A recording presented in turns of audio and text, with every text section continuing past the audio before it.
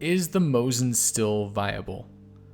I get asked what is my favorite bolt action in the game on a regular basis, and I'm always torn between the Winchester or the Mosin. And today I'm going to be discussing my thoughts on the Mosin and how it stacks up in the PvP combat as of 0.60. The Mosin has been in the game since alpha release in December of 2013 and has undergone massive changes since then.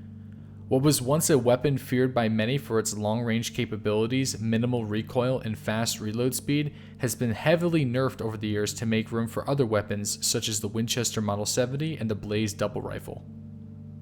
Although, even with all the nerfs, many still choose the Mosin over most weapons because it shoots 7.62 by 54, which is the highest damage output and bullet penetration out of all the ammo types in the game.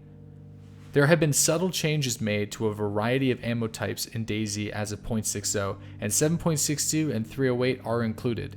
Many experienced players, including myself, have noticed a drop in damage output which affects snipers' ability to knock out targets with a single round, but given a wide variety of variables that affect player health, it is still very possible to one-hit kill players with the Mosin or knock them out without a headshot. I have been able to kill many players with a single round during this patch with the Mosin, but I've also ran into some problems killing players too. Sometimes it can take as many as 3 or 4 rounds from my Mosin to kill an enemy player. Factors such as bone damage, blood, health, and damage absorption obviously play a big role, but there is just a few bugs there as well.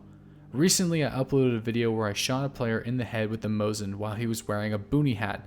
Not only was he able to tank a round perfectly fine, he had a number of other 7.60 by 54 rounds hit him from an SVD and he was only knocked out. It was incredibly frustrating. I suspect that this has something to do more with incorrect damage absorption values of the boonie hat rather than the penetration power of the Mosin. However, when you're in a firefight using a bolt action rifle with sway and you're up against somebody using an M4 AUG, you need to land that first round in order to win or you're dead. The Mosin is inconsistently powerful at best, and I feel that it is in a bad spot for the moment in DayZ PvP. I hope in time that the ballistics for the weapon can be adjusted correctly to make the balance of PvP more equal whenever you're going up against somebody with an automatic. Let's also talk about patch 0.60. If you're watching this post 0.60, then things may have changed, but currently, if you fire 20 rounds from your Mosin, regardless of ammo quality, your Mosin will be ruined.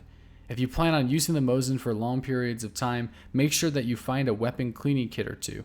People looking for ammo for the Mosin can search military camps to easily find it. Mishkino military base, for instance, has the highest density of Mosin ammo spawns on the map. Head there and search the lemonade stands and military tents and you'll be finding ammo everywhere. You can also search medical guard stands for Mosin ammo and industrial sheds at Pavlova military base.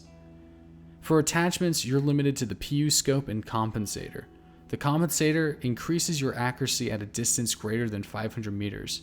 The downside to the Mosin is its lack of optical range using the PU scope. One simple fix that the developers could deploy to resolve this problem is increasing the on-screen zoom of the PU scope. Currently, it is a very small optic that takes up very little space on the screen. By adding even the slightest zoom, you can turn the Mosin back into a really great long-range weapon without the addition of a weapon bench or PE scope, which has been confirmed to not be coming to DayZ. Lastly, as a 0.60, you now need to press R after each shot to chamber your weapon. This just takes practice to get used to, but it does knock down the Mosin's fire rate considerably. Overall, the Mosin is still a powerful beast regardless of its nerfs and game defects. It is still to this day one of my favorite go-to weapons in DayZ. I feel it needs a little bit more love from the developers when it comes to optical range with the PU scope and also bug fixes when it comes to its damage, inconsistency, and weapon durability. Hope you guys found this video interesting and useful. What are your guys' thoughts of the Mosin Nagant? I'd love to hear it in the comment section below, and I'll see you guys during the daily live streams at 8:30 a.m. Eastern Standard Time on Twitch.